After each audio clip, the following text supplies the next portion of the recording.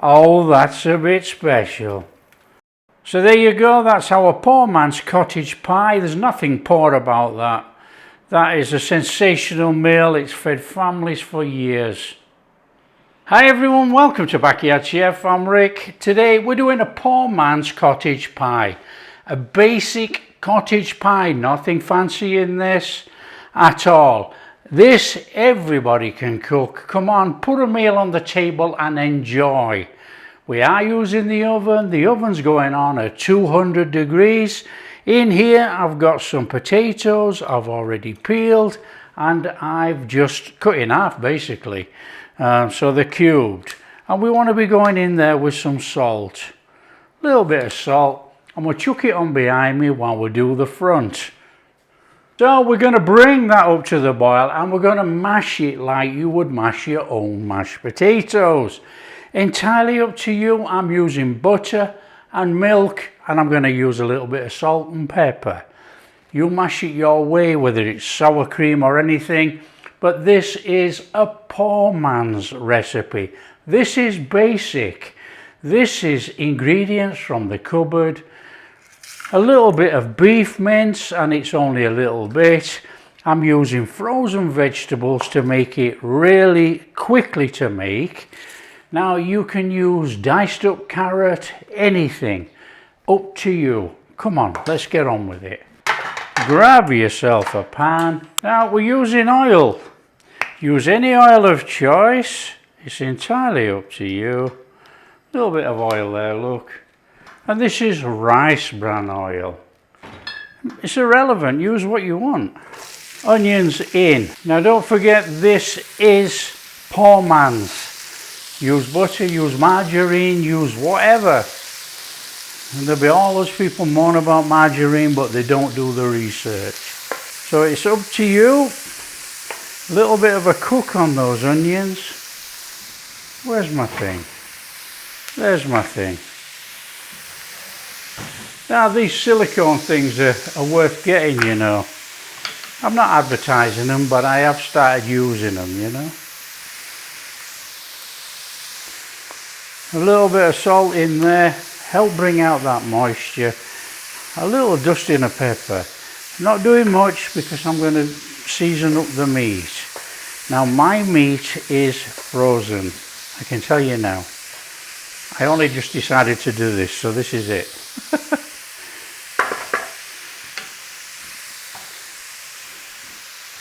You don't have to worry about overcooking your onions or anything because it's going to go in the oven.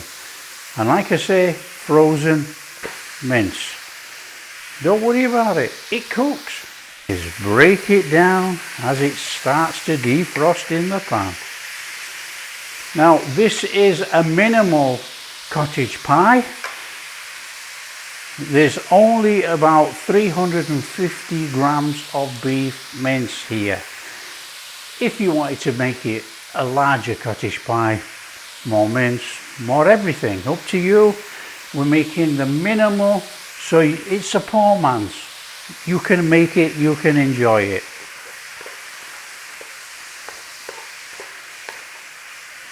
A little stir on, it'll start to melt down, look. Just break it up in the pan. You know, this is one of those really nice and easy recipes. And you'll get this on after you've cooked and prepped everything. Stick it in the oven, you've got it on the table in about 30 minutes. Serve it with some nice buttered cabbage. Oh, lovely. We're not doing that today. I'm just going to make the pie, chuck some onion gravy on or something. In fact, we might not even make gravy. We might just put the pie on. Whilst that's simmering away just there, look, I'm going in with a pinch of dried thyme. I want some pepper in there to season that meat as it's cooking. Salt, I'm not touching just now. We can salt it afterwards. There you go, we're back on track as if you were using fresh mince. That's so easy, isn't it? Come on. Old-fashioned way of cooking, here we go. In there, a good tablespoon of flour and take the rawness out of it, cook it out.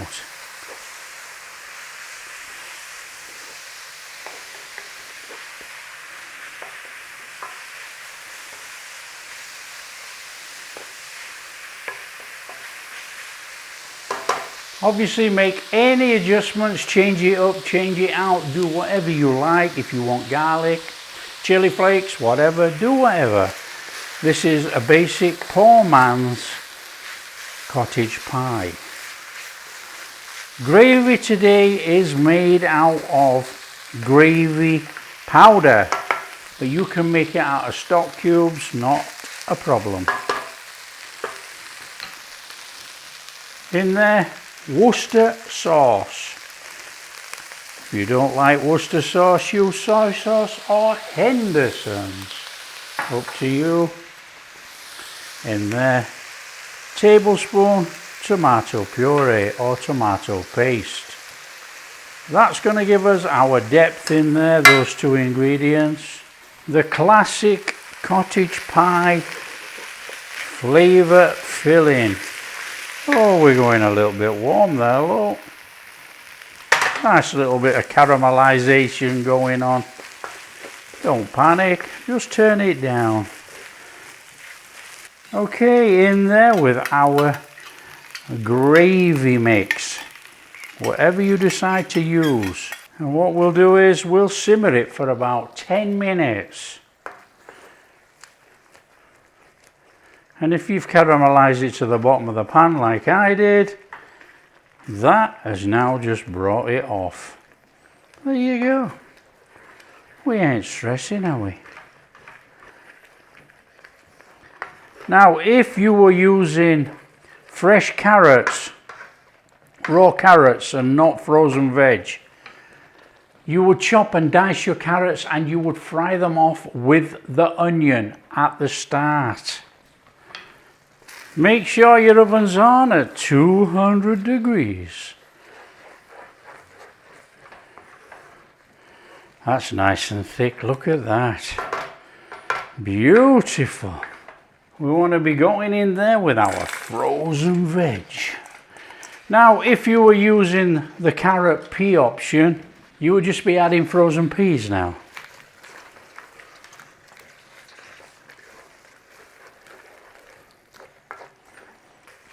How good does that look? I mean, come on. That's good enough to eat with some bread and butter already. Never mind, stick it in the oven, make a pie out of it.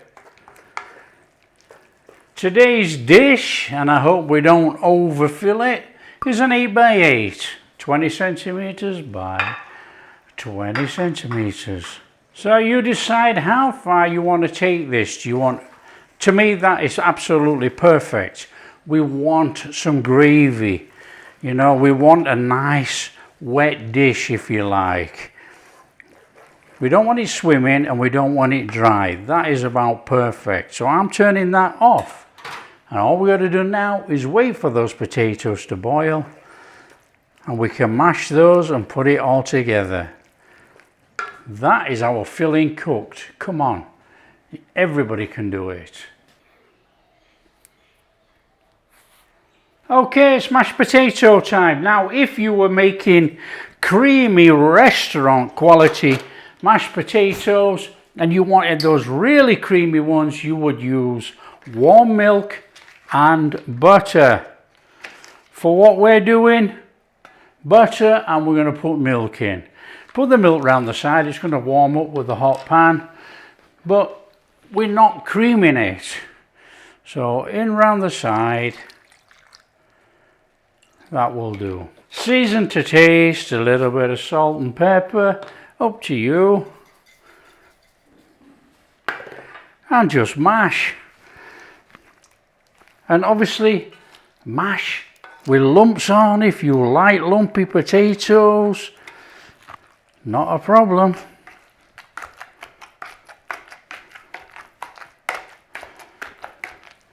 That's my mash. I've got lumps in my potato. You'll be wanting a tray just in case it boils over. Grab your dish, your suitable dish that you are using, And like I say, I'm using an 8x8 and we want our beef filling in there.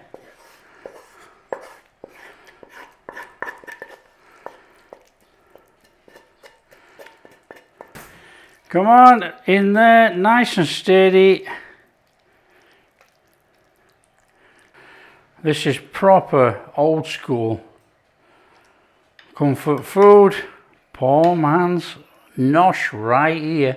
And it's on there with our potatoes. Now always try and come round the sides a little bit and then fill in the middle. That way it's just a bit easier when you spread it out. If you spread out from the middle, it don't always go to the end. Now grab yourself a fork and we want some crevices. Of course we do. We want it all to crisp up in the oven, brown up those bits, make it look a bit more presentable. And then we want to change it up a little bit with just a tiny, and don't go crazy with this, a little bit of cheddar on there, just to give that potato that extra flavour dimension. You know, and some people are going to say, no, no cheese on there. Well, don't put it on. There you go. We stick that in the oven 25-30 minutes.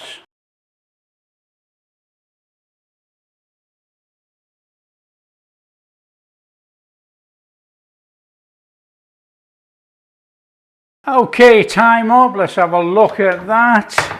Oh, that's a bit special. Let's have that out of there. On there, our bubbling goodness. Look at that. Our poor man's cottage pie. Some nice, thick, stodgy gravy on there. Come on.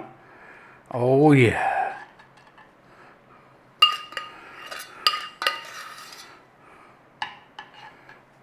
Oh, look at that. Oh, yes, please. On there. Oh, yeah. Look at that. So there you go. That's our poor man's cottage pie. There's nothing poor about that. That is a sensational meal. It's fed families for years. Now this thing is absolutely boiling, as you can see. So let's hope we don't burn our mouth.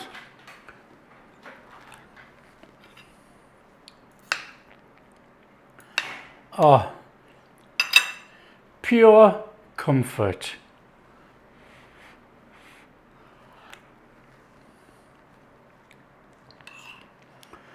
There is absolutely no excuse for somebody not to be able to eat properly.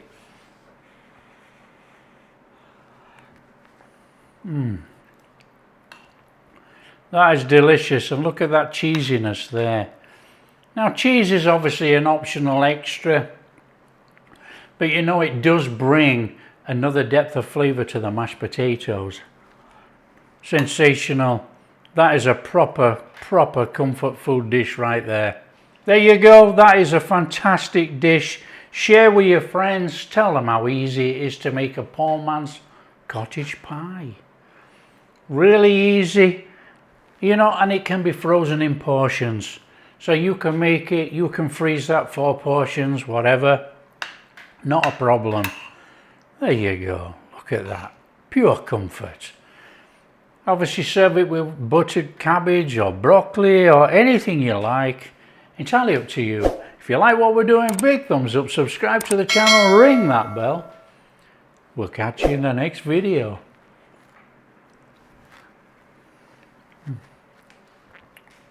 Unbelievable. That is fantastic old school food.